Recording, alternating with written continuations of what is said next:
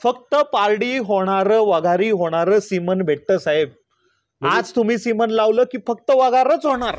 365 पैकी 305 दिवस तिचा दूध देण्याचा कालावधी आहे. त्यांचा मला फोन येतो, सर आम्ही 95 रुपये आणि 92 रुपये 90 रुपयाने आम्ही दूध देतोय बरं का डेअरीला. तेवढा फॅट लागतो 92 रुपये लिटर. तेवढा सर फॅट लागतोय ना तेवढी 12 13 पर्यंत आम्ही मुर्रा म्हशीची फॅट बघितली सर आमच्या डोळ्यात देखत आमच्या फार्म मध्ये. वर्षाला एक वेळ 9 ते 10 महिन्याचा दूध देण्याचा कालावधी आणि 2 ते 2.5 महिन्याचा फक्त भाकड काळ म्हणजे ड्राय पिरियड. या सगळ्या क्वालिटीची जर ब्रीड बघायला गेली तर हरियाणा मुर्रा एकच ब्रीड आहे. असं 2 time 4 time 6 time 8 time 10 time त्याचं मनाचं जोपर्यंत समाधान होत नाही तोपर्यंत त्यांनी इथं राहणं, दूध पिळणं आणि त्यानंतर म्हैस घेऊन जाणं. हा साधा सिंपल फॉर्म्युला आहे जी आपल्या इथंच राहण्याची व्यवस्था आहे. 50 लोकांना राहण्याची उत्तम व्यवस्था आपण आपल्या इथे करून ठेवलेली आहे. प्लस जेवणाची सगळी मोफत व्यवस्था आपण आपल्या इथे ठेवली आहे. माझ्याकडनं तो म्हशी घेऊन चाललाय, त्याला सगळं ट्रेनिंग देणं माझं काम आहे. आणि तो म्हशी घेऊन जाताना त्यांनी तिकडे जाऊन आज 2 घेऊन चाललाय, उद्या त्याच्या 20 कशा होतील हे माझी जबाबदारी आहे. ते माझं काम आहे, ते पूर्ण करायचं काम आम्ही आमच्या डोक्यात विचारतो. आचार्य सर, शोध वार्ता परिवारात आपले स्वागत आहे. महाराष्ट्रातील जे आपले तमाम शेतकरी बांधव आहेत त्यांना आपला पूर्ण परिचय सांगा. नमस्कार, माझं नाव उदय रवींद्र आचार्य. नमस्कार, माझं नाव किरण रवींद्र आचार्य. आपला जो आचार्य डेअरी फार्म हा फार्म आहे हा जवळपास पुण्यापासून 25 किलोमीटर अंतरावर आहे आणि मुंबईपासून जवळपास 100 किलोमीटर अंतरावर आहे. जुन्या मुंबई पुणे हायवेवरच आहे. आणि जवळपास सर्वात महत्त्वाचा आपल्याला चांगला मुद्दा असा आहे, कोणत्याही महाराष्ट्रातल्या शेतकऱ्याला येण्यासाठी सर्वात चांगला उत्तम मार्ग आहे तो म्हणजे आपण लोकल ट्रेननी जरी आलात वडगाव रेल्वे स्टेशनला लागूनच आपला मोजून 20 पावलावर फार्म आहे. म्हणजे रेल्वे स्टेशनला लागूनच सर आपला फार्म आहे. शेतकऱ्यांची गैरसोय होण्याचं काही कामच नाही. नक्कीच सर, बरोबर.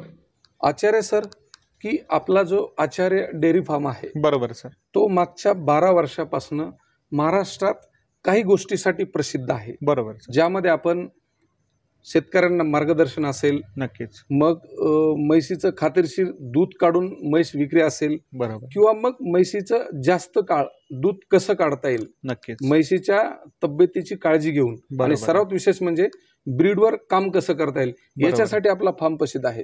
बरोबर. मग मी तुम्हाला थोडक्यात विचारल की आचार्य डेअरी फार्म हे कसं काम करतं किंवा तुमचा या व्यवसायाकडे बघण्याचा दृष्टिकोन कसा आहे, काय सांगाल थोडक्यात? सर, कसं असतं की हा डेअरी फार्मिंग हा असा व्यवसाय हा काही 4-5 गोष्टीवरच अवलंबून आहेत.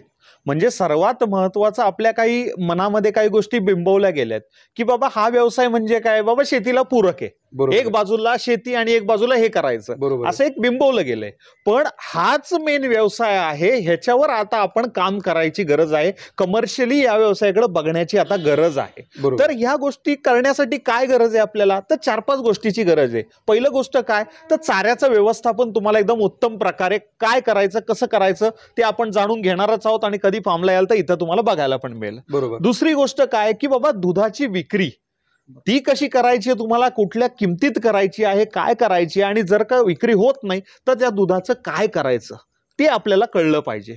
तिसरी सर्वात महत्वाची गोष्ट ती आहे की या व्यवसायाचा बेस आहे ती म्हणजे या सगळ्या व्यवसायाची आई आपण म्हणू शकतो. म्हणजे काय, ती म्हैस आहे, ती म्हणजे या व्यवसायाची आई आहे. तर तो बेसच तुमचा जर चुकला, म्हणजे म्हशी घेतानाच जर तुम्ही चुकले तर पुढे 2-5 वर्ष किंवा 4 वर्ष तुम्ही काय त्याच्यावर ब्रीडिंगवर काम करणार आहात. तर सर्वात महत्वाचा मुद्दा आहे की तुम्ही ब्रीडिंगवर काम करायचं असेल किंवा या व्यवसायात सक्सेस व्हायचं असेल तर 100% तुम्हाला एकच पहिला मुद्दा डोक्यात ठेवावा लागेल की माझं ब्रीड सिलेक्शन प्रॉपर झालं पाहिजे. हा महत्वाचा मुद्दा आहे. तर ह्या 4-5 गोष्टीचा जर प्रॉपरली आपण अभ्यास करून या व्यवसायात उतरलो तर 1,00,000% तो कुठलाही व्यक्ती असो, कुठलाही शेतकरी असो, तो सक्सेसफुल होणार म्हणजे होणार. बरोबर आहे. शेतकरी बांधवांनो, हे जे आचार्य बंधू आहेत मागच्या 12 वर्षापासून इतके बारीक बारीक या दूध व्यवसायावर काम करतात. अगदी ब्रीडिंग, खाद्य असेल, त्या म्हशीचे संगोपन असेल किंवा वेगवेगळ्या विषयावर त्यामध्ये प्रशिक्षण सुद्धा आलं. काय होतं, वेळेनुसार आपल्या जर बदल आपल्याला नाही करता आला तर आपल्याला आपल्या व्यवसायात यश आणण्याचे चान्स कमी असतात. त्यामुळं बदलत्या परिस्थितीनुसार आपण त्यामध्ये बदल केला पाहिजे आणि तो बदल कोणता केला पाहिजे आज आपण व्हिडिओमध्ये पाहणार आहोत. त्यामुळे व्हिडिओ शेवटपर्यंत पहा. तुम्ही म्हटल्याप्रमाणे हा दूध व्यवसाय जोड व्यवसाय म्हणून असेल किंवा मग एखादा युवक, एखादा शेतकरी याला स्वतंत्र व्यवसाय म्हणून याच्याकडे पाहत असेल, नक्कीच मग हा बेस आहे की म्हशीची म्हणजे प्रजात कोणती निवडली पाहिजे जी व्यवसायाला आपण कमर्शियल म्हणून पाहू शकू, त्याबद्दल काय सांगाल शेतकऱ्यांना? सर, गंमत अशी आहे की आपण प्रजाती तशा भारतामध्ये आपण फक्त महाराष्ट्राचा आता विचार नाही करायचा आहे. आपली सीमा आता आपण खूप लांब पर्यंत आता विचार करावा लागणार आहे, कारण की बरोबर. आपल्याला कमर्शियली या व्यवसायात उतरायचं आहे. बरोबर आहे. आपल्या महाराष्ट्रातली बीड बघितली तर आपल्याकडे पंढरपुरी सर्वात जास्त चालते. बरोबर. तशीच आपण आजपर्यंत काम करताना लोक काय करतात, जास्तीत जास्त महाराष्ट्रात लागून काय गुजरात आहे, MP आहे, तिकडून तिकडच्या ब्रीड आणल्या आणि आपल्या इथे वापरल्या, तिथेपर्यंत दुधाचा व्यवसाय त्यांचा थांबला. त्याच्या पलीकडे आपण अजून गेलेलो नाहीये. त्यामुळे ह्या व्यवसायाला जर आपण पूर्ण भारतातल्या सगळ्या ब्रीडचा अभ्यास केला तर सर्वात जास्त आणि चांगल्या प्रकारे दूध देणारी ब्रीड म्हणजे मुर्रा, हरियाणाची मुर्रा ब्रीड आहे. हरियाणाची मुर्रा ब्रीड. तर ती ब्रीड अशी आहे की कमीत कमी ती 9 ते 10 महिने तुम्हाला दूध देते. म्हणजे 305 दिवसाचा वार्षिक तिचा लॅक्टेशन पिरियड, दूध देण्याचा कालावधी 305 दिवस तिचा दूध देण्याचा कालावधी आहे. शेतकऱ्यांना पुन्हा सांगा किती दिवस? 365 पैकी 305 दिवस तिचा दूध देण्याचा कालावधी आहे. 9 ते 10 महिने. 365 दिवसापैकी 305 दिवस मुर्रा म्हैस दूध देते. त्यामुळे मी सरांना डबल सांगितलंय, तुम्ही ऐका, कारण हे बदल आपल्याला स्वीकारायचे आहेत. जोपर्यंत बदल नाहीत तोपर्यंत आपल्या व्यवसायात सुद्धा बदल नाही. आणि पुढे त्या मुर्राची क्वालिटी अशी आहे सर की जी 305 दिवसाचा त्यांचा लॅक्टेशन पिरियड आहे, दूध देण्याचा कालावधी आहे. वर्षाला तुम्हाला प्रत्येक वर्षाला एक वेत कंपल्सरी मिळतं. ती म्हैस, सर्वात मोठा गैरसमज आहे की मुर्रा म्हैस कुठेही लागत नाही, आपल्या वातावरणात आली की ती दूध हे होत नाही, म्हणजे गाभण होत नाही. हे सगळे गैरसमज आहेत. तर हे पण आपण त्याच्यामध्ये दूर करू. लोकांना इथे जर आलेत त्यांना ते पण आपण त्याच्यावर पण सोल्युशन सांगू काय करायचंय. आणि त्यानंतर वर्षाला एक वेत 9 ते 10 महिन्याचा दूध देण्याचा कालावधी आणि 2 ते 2.5 महिन्याचा फक्त भाकड काळ म्हणजे ड्राय पिरियड. या सगळ्या क्वालिटीची जर ब्रीड बघायला गेली तर हरियाणा मुर्रा एकच ब्रीड आहे. ती प्रॉपर तुम्हाला फक्त एवढंच आहे, हरियाणात पण भरपूर म्हशी आहेत, पण त्यात पण आपल्याला निवडून काही चांगल्या म्हशी या काढाव्या लागतील बाजूला आणि त्याच्यातनंच आपल्याला काम सुरुवात करावं लागेल. माझ्या ऐकिवात आहे, माझ्या माहितीप्रमाणे, की हरियाणाची मुर्रा म्हैस भारतातच नाही तर बाहेर देशात एक्सपोर्ट केली जाते. त्याबद्दल तुमचा अनुभव काय? 100% बरोबर आहे. हरियाणातली मुर्रा म्हैस आज जवळपास भारतातनं बांगलादेश, म्यानमार, नेपाळ, आपले श्रीलंका म्हणजे एशियन कंट्रीज मध्ये जातीचे, प्लस आता साऊथ आफ्रिकन कंट्रीज मध्ये सुद्धा मुर्रा ब्रीड घेऊन जात आहेत. म्हणजे विचार करा, आपण आपल्याच भारतातली ब्रीड आपल्या महाराष्ट्रात आणत नाहीये किंवा आपण त्याचा अभ्यास करून आपण त्याचं संगोपन करत नाही, पण बाहेर देशातल्या लोकांना त्याचं महत्व कळलं आणि ते आपल्याकडनं घेऊन जायला लागलेत. आपल्या मराठीत एक म्हण आहे, पांडुरंगाचं महत्व पंढरपूरच्या लोकांना नसतं, त्या बाहेरच्या लोकांना असतं, की आपल्याकडे सोने हो, फक्त त्या सोन्याची आपल्याला पारख नाही. नक्की ती आज आपल्याला पारख करायची की ही जी मुर्रा म्हैस आहे ही आपल्यासाठी वरदान कसं ठरणार आहे ते. मग किरण सर बोलत बोलत खूप एक सुंदर गोष्ट सांगून गेले की आपल्याकडे जे मुर्रा प्रजातीच्या जे म्हशी आहेत, आपण शेतकऱ्यांना इथं बोलवता, त्यांच्या राहण्याची जेवणाची व्यवस्था करता आणि जोपर्यंत त्यांना 1 दिवस 2 दिवस 3 दिवस त्यांच्या समोर दूध काढायचं आणि त्याच्यानंतर मग त्यांना ती विक्री करायची. नक्कीच. या पॉलिसी संदर्भात काय सांगाल? महत्वाचा मुद्दा काय असतो अजून आपल्याकडे लोकांना, आता मुर्रा ब्रीड आपण म्हैस आणल्यानंतर महत्वाचा मुद्दा काय असतो, लोकांना पहिलं काय असतं, बाबा दूध किती देते बाबा, सगळ्यात महत्वाचा मुद्दा, कारण की त्याच्यावरच आपलं विचारलंच पाहिजे. तर त्याच्यामध्ये भरपूर ठिकाणी काय होतं की बाबा त्यांचं पण चुकत नाहीये. भरपूर ठिकाणी काय होतं, एक दिवस दूधच काढत नाहीत आणि त्याच्यानंतर संध्याकाळी एक टाइम त्यांना सगळं दूध दाखवलं की ते एवढं बादली भरून दिसलं त्यांना की त्यांना आनंद होतो, अरे एक टाइम दिसला आणि चला घेऊन चला, पण तिथं त्याची फसवणूक होते. आपण काय करतो साहेब, आपण समजा तुम्ही आज संध्याकाळी माझ्याकडे 4 वाजता आलात, आज संध्याकाळी तुम्ही एकदा दूध बघितलं, पूर्ण तुमच्या डोळ्या देखत पूर्ण म्हैस खाली झाली. परत दुसऱ्या दिवशी सकाळी 4 वाजताच तुम्ही परत आपल्या इथंच राहण्याची व्यवस्था आहे. 50 लोकांना राहण्याची उत्तम व्यवस्था आपण आपल्या इथे करून ठेवलेली आहे. प्लस जेवणाची सगळी मोफत व्यवस्था आपण आपल्या इथे ठेवली आहे. त्यानंतर सकाळी परत त्या व्यक्तीने 4 वाजता उठायचं, गोठ्यामध्ये यायचं, त्याच्या समोर परत दूध बघायचं, तेवढंच दूध निघालं परत सोडून द्यायची. पूर्ण दिवस म्हशीचं काय संगोपन आपण करतोय ते सुद्धा बघायचं. परत संध्याकाळी 4 वाजता परत आपल्या डोळ्या देखत पिळायची. असं 2 time 4 time 6 time 8 time 10 time. त्याचं मनाचं जोपर्यंत समाधान होत नाही तोपर्यंत त्यांनी इथं राहणं, दूध पिळणं आणि त्यानंतर म्हैस घेऊन जाणं.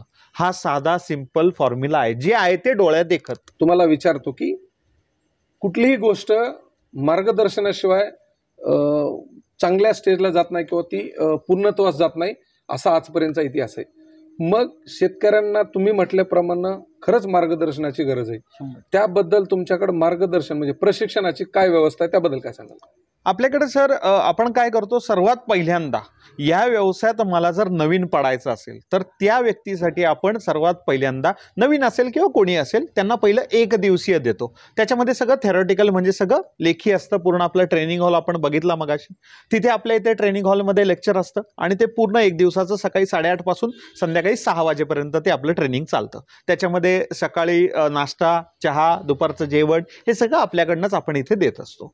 त्यानंतर तो पूर्ण ट्रेनिंग झाल्यावर एक त्याच्या डोक्यात येतं, तुम्ही जे प्रश्न मनामध्ये असतात, तुम्हाला एक डेअरी फार्मिंगमध्ये उतरायचे, त्यातले जवळपास 95 ते 98% प्रश्नाची सगळी उत्तरं तिथं पूर्ण मिळालेली असतात.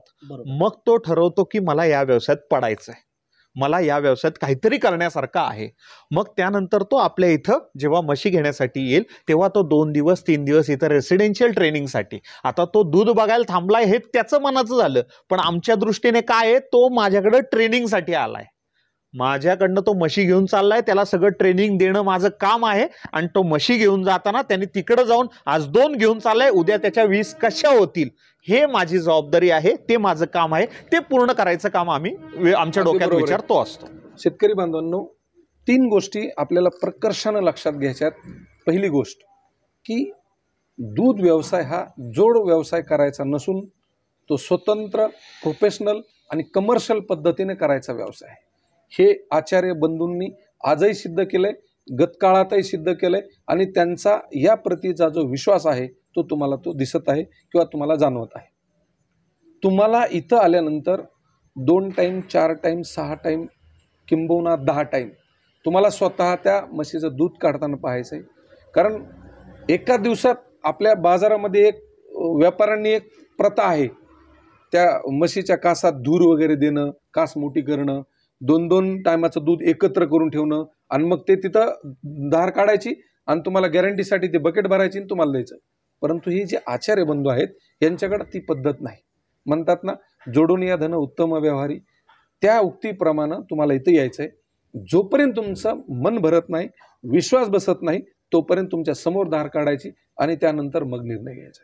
दुसरी गोष्ट, तुम्हाला व्यवसायाकडं आकर्षित म्हणण्यापेक्षा तुम्हाला प्रभावित कसं करायचं आहे, कुठल्या गोष्टी केल्याने तुमचा व्यवसाय यशस्वी होणार आहे, त्याचं अचूक मार्गदर्शन आचार्य डेअरी फार्मवर दिलं जातं. काळजी करायची गरज नाही. रेल्वे स्टेशन जवळ आहे, तुम्हाला यायचं आहे, राहण्याची उत्तम सोय आहे, जेवण्याची उत्तम सोय आहे. मग आपल्याला जर असं प्रशिक्षण अशा विद्वान व्यक्तीकडून जर भेटत असेल तर आपण ते का नाही घ्यावं. त्यामुळं शोध वार्ता टीमच्या वतीनं आपल्याला आग्रही विनंती आहे की आपण याबद्दल सकारात्मक विचार करावा आणि ज्या लोकांनी असं बिंबवलंय आपल्या बापाच्या, आपल्या भावाच्या, आपल्या डोक्यामध्ये की दूध व्यवसाय आपल्याला परवडत नाही, त्यांना आपल्याला सणसणीत एक चपराक द्यायची आहे की दुधाचा व्यवसाय यशस्वी होऊ शकतो. दुधामधून तुम्ही पैसे कमवू शकतात. दूधच सोडा, त्या दुधापासून तुम्हाला मार्केट जर गावापासून दूर असेल तर त्या दुधापासून कुठले प्रोडक्ट बनवायचेत, कुठं विकायचेत आणि कशी विकायचेत, आपण आता पुढे पाहणार आहोत. की तुम्ही आता बोलताना एक गोष्ट सुंदर सांगितली की हरियाणामधलं तापमान आणि महाराष्ट्रामधलं तापमान जरी त्यामध्ये तफावत असेल तर ही म्हशीची जात अशी आहे की दोन्ही वातावरण मेंटेन करते आणि तिचं ते काम चालू ठेवते. तरीसुद्धा महाराष्ट्रातील जे शेतकरी आहेत की म्हशीचं संगोपन करताना जे गोठा व्यवस्थापन आहे, त्याचं टेम्परेचर मेंटेन करण्याची पद्धत आहे, हे कशा पद्धतीने केलं पाहिजे, काय सांगाल त्याबद्दल? सर, सगळ्यात महत्त्वाचं जर आपण गोठ्याचं व्यवस्थापन जर बघितलं तर उन्हाळा, हिवाळा, पावसाळा ह्याच्यानुसार आपण ज्या प्रदेशात आहोत त्यानुसार आपल्याला वातावरणाचं तिथे सेटल करावं लागतं. सगळ्यात महत्त्वाचं म्हणजे आपलं जे रेग्युलर तापमान आहे 25 डिग्रीपासून ते 35 डिग्रीपर्यंत हे नॉर्मल टेम्परेचर सगळीकडे आहे अवेलेबल. आपण उलट आपण पुण्यभूमी म्हणूया आपली महाराष्ट्राची, की संपूर्ण भारतामध्ये अशी भूमी आपल्याला मिळाली की जिथे आपल्याला कधीही हरियाणासारखं तिथे बोचणारी थंडी आपल्याला कधी जाणवत नाही. बरोबर आहे. आणि म्हणजे आपण म्हणतो की पूर्वेकडचा जो पाऊस आहे, पूर येणारा, म्हणजे गावाच्या गावं वाहून चालली आहेत, तो प्रकार आपल्या भूमीमध्ये इथं नाहीये महाराष्ट्रात. म्हणजे आपण भाग्यवान याच्यासाठी आहोत की आपल्या इथे सारखाच उन्हाळा आहे, सारखाच पावसाळा आहे आणि सारखाच हिवाळा आहे. त्यामुळे आपल्याला तिथे मेंटेन करायची काहीच गरज पडत नाहीये. जरी आपण म्हणतो की विदर्भाच्या विदर्भामध्ये आपण जास्तीत जास्त काय करू शकतो की जास्तीत जास्त मी बाबा तिथे आजूबाजूला गोठ्याच्या बाजूने थोडे गोणपाट असतील, म्हणजे आपल्या सरकीचं जे ढेपाचं पोतं असतं ते लावून त्याच्यावर जरी फॉगरची आपली जी लाईन आहे ती जरी फिरवली, त्याच्यावर पाणी जरी आलं तरी गार हवा म्हणजे नॅचरल एसी बाहेरनं येणारी गरम हवा आतमध्ये गोठ्यात येताना गार होऊन येते. बरोबर. म्हणजे नॅचरल एसीची सुद्धा आपल्याकडे व्यवस्था करून ठेवलेली आहे. आणि सगळ्यात महत्वाचं सर, आपल्या भूमीला आपण सुवर्ण भूमी म्हटलं पाहिजे की आपल्याकडे ज्वारीचा कडबा येतोय, आपल्याकडे सोयाबीन तयार होतोय, आपल्याकडे तूर तयार होतीये, आपल्याकडे गहू तयार होतोय, आपल्याकडे हरभरा तयार होतोय. म्हणजे सगळ्यात महत्वाचं म्हणजे ग्रीन फील्डचा जर का विचार करायला गेलो तर माझ्या भूमीमध्ये इथं सुपर नेपियर तयार होतोय, बरोबर. माझ्याकडे ऊस तयार होतोय, माझ्याकडे मका तयार होतोय. म्हणजे जर पंचपक्वानाचं ताट बघितलं तर त्या म्हशीसाठी गायीसाठी पंचपक्वानाचं ताट आपण वाढून ठेवलेलं आहे. बरोबर. अशी भूमी आहे आपली. फक्त जर का माझ्या इथं माझ्या जमिनीमध्ये रोज सोनं जे उगतंय त्या सोन्याचा उपयोग तिच्या आहारामध्ये मला कसा करायचा आहे हे फक्त मी समजून घेतलं पाहिजे की मला हिचं आहार पद्धती कशी करायची आणि त्यानुसार माझे या व्यवसायाची गती त्याला मला द्यायची. बरोबर आहे. आता तुम्ही भरपूर सारे पिकांचे नाव घेतले जे की या मुरा म्हशींसाठी संजीवनी ठरेल हो किंवा संजीवनी ठरत आहेत. तर एक छोटासा माझा प्रश्न असा आहे की यामधलं असे कुठलं मका असेल किंवा नेपियर गवत असेल अशा कुठल्या चाऱ्यांचा आपण वापर केला पाहिजे ज्यामध्ये म्हशीचं दूध अधिक वाढीस त्याची मदत होईल? सर्वात सुंदर म्हणजे जर आपण हिरव्या चाऱ्याचा विचार केला तर प्रत्येकाच्या इथं आजच्या परिस्थितीला सर मका अवेलेबल आहे, सुपर नेपियर अवेलेबल आहे. जरी ह्याच्यात काही नसेल तर ऊस तर आपल्या गावात नक्की आहे. बरोबर. म्हणजे तिन्ही पिकं आपल्या इथं आहेत. ह्याच्यापैकी शेतकऱ्याला जे सोयीस्कर वाटेल ते आपण हिरवा चारा म्हणून त्याचा वापर करू शकतो. सुक्या चाऱ्यामध्ये आपल्या इथे उन्हाळा, पावसाळा, हिवाळा त्यानुसार आपल्या इथे रब्बी पिकं असतील किंवा आपल्या इथे जी पिकं घेतली जातात म्हणजे ज्वारीचा कडबा असेल की जो मला फेब्रुवारी, मार्च, एप्रिलमध्ये मिळतो. त्यानंतर विचार केला गेलो आता नोव्हेंबर पासून माझ्या इथं सोयाबीन चालू होईल. सोयाबीनचं कुटारे, हरभऱ्याचं कुटारे, तुरीचं कुटारे. मग हे सगळं जर का मी वर्षभराचं साठवणूक करून ठेवलो ते जर का मी तिथं जाळत नाही बसलो तर तोच फक्त ते सुका चारा मला म्हशीला खायला घालायचा आहे. छोटी जे जाळतो छोटी फक्त एक कुटी मशीन आणली, त्याचं सगळं कुटार तिचा भुसा करून घेतला आणि मस्तपैकी गोडाऊन करून तिथं साचून ठेवलं. वर्षभरात तेच वापरायचंय माझ्या जनावरांना. सगळं फ्रीमध्ये आहे सर आपल्या दारात. आम्ही उलट सर विदर्भ, मराठवाडा हा जो आपला पूर्ण महाराष्ट्रातला भाग आहे या भागाला तर डेअरी फार्मिंगसाठी आम्ही सर्वात सुंदर भूमी म्हणतो.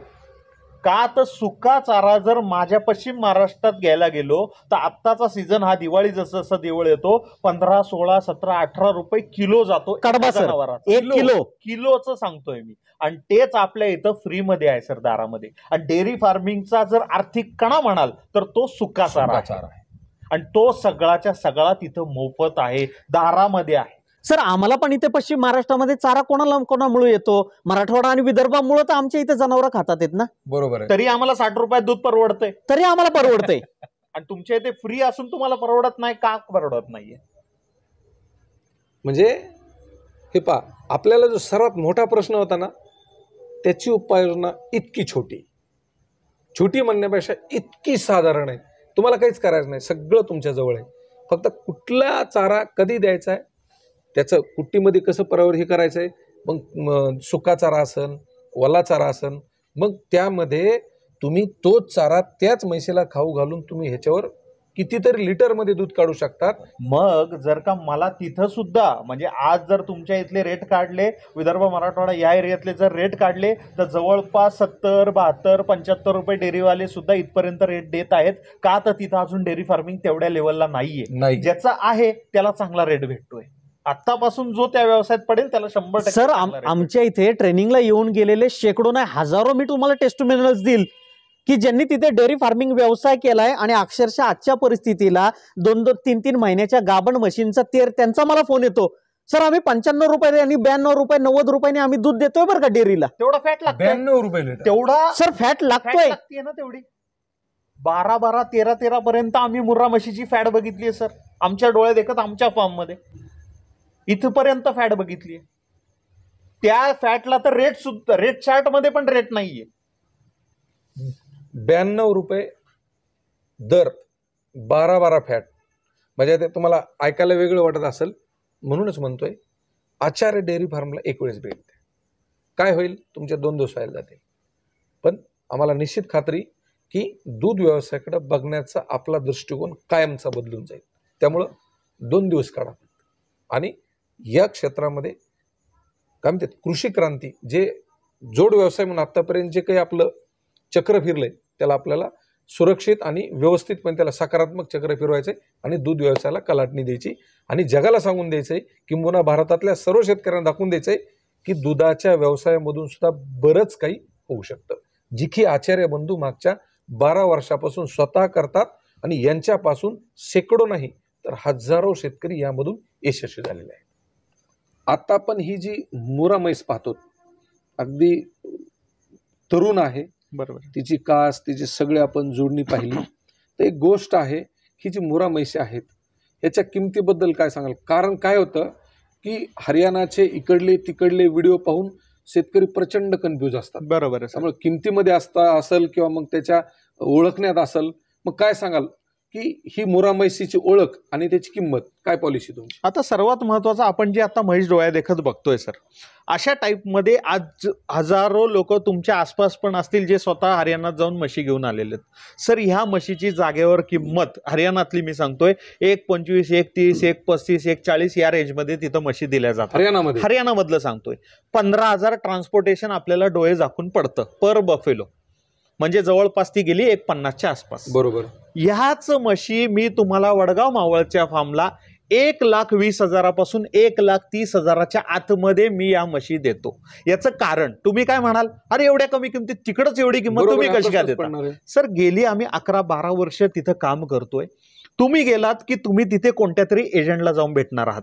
आम्ही जातो तर आमच्याशी जवळपास 175-180 शेतकरी कनेक्टेड आहेत. अच्छा. त्या शेतकरी नंतर कमीत कमी 3 एजंट असतात आणि चौथा एजंट तुम्ही जो जाता, जो मेन व्यापारी आहे, तो चौथा माणूस असतो.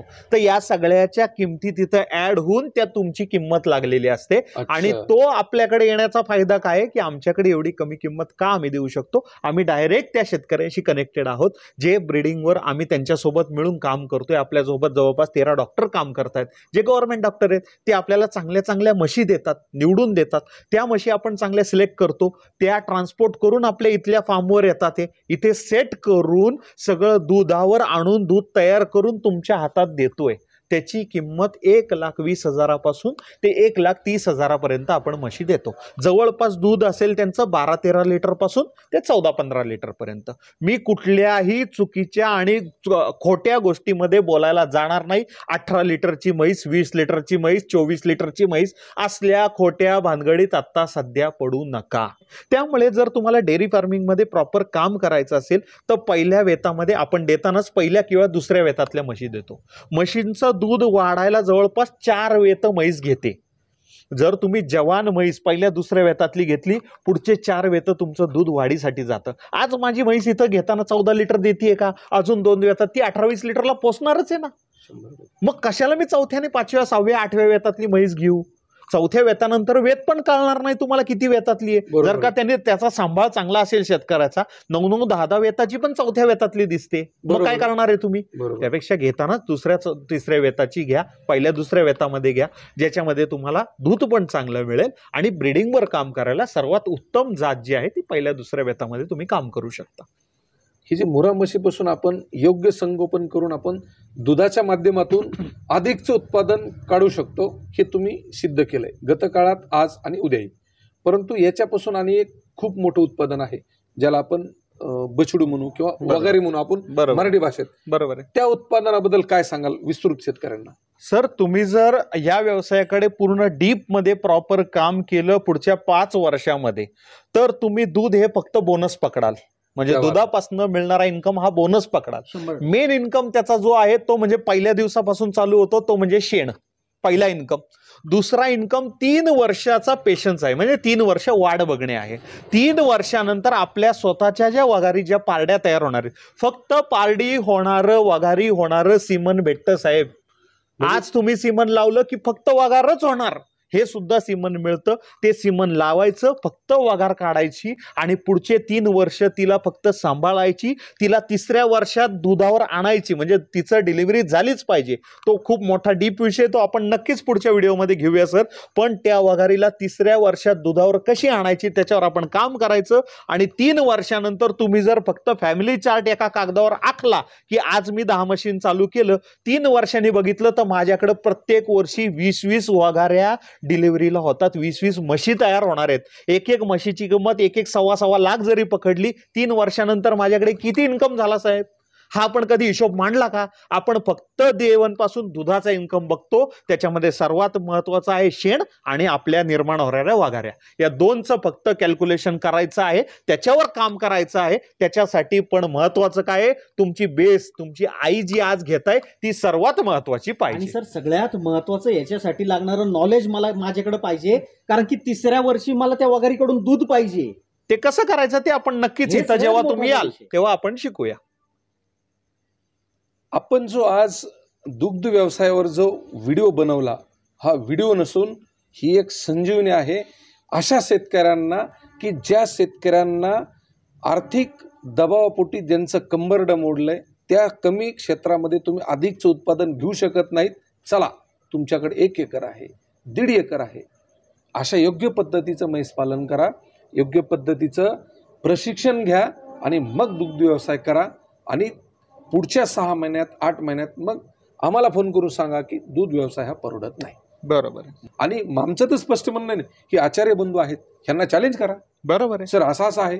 बिलकुल तुम्ही त्यांना विचारलं पाहिजे. तुम्ही आतापर्यंत सकारात्मक गोष्टी पाहिल्या, जर तुमच्या डोक्यात असं काही असेल की नाही सर यामधली गोष्ट ही नकारात्मक आहे, खाली नंबर दिलाय आचार्य डेअरी फार्मचा, त्यांना फोन करा, बरोबर आहे. त्यांची वेळ घ्या आणि इथं या आणि प्रशिक्षणामध्ये उभा राहा आणि सांगा हे असं असं आहे. बरोबर आहे. तुमचं स्वागत केलं जाईल. का तर तुमच्या त्या प्रश्नामधून आणखीन आपल्याला काही बदल करायचे आहेत का, हा आपला प्रश्न मोकळा होईल की आपला मार्ग मोकळा होईल. आणि सर त्या दिवशी जे लेक्चरमध्ये 100 लोक असतात, त्या 100 लोकांच्या पण मनात नसेल तो प्रश्न त्यांनी विचारला तर त्यांना सुद्धा त्याचं उत्तर मिळेल. 100% म्हणजे तुमच्यामुळे इतरांचा फायदा होऊ शकतो. बरोबर आहे. आजचा व्हिडिओ आपल्याला आवडला असेल, तुम्ही समजून घेतला असेल, उमजून घेतला असेल आणि तुम्हाला शेतीपूरक व्यवसाय न समजता हा कमर्शियल प्रोफेशनल दुग्ध व्यवसाय आहे हे आज तुम्हाला खात्री पडली असेल असं आम्ही गृहीत धरतो आणि इथंच थांबतो. आपली 1 लाईक आमचा आत्मविश्वास वाढवते, म्हणून 1 लाईक नक्की करा. आणि हो, व्हिडिओ आवडला असल्यास सबस्क्राईब करायला विसरू नका. अशाच एका नवीन प्रेरणेसह लवकरच भेटणार आहोत. तोपर्यंत धन्यवाद.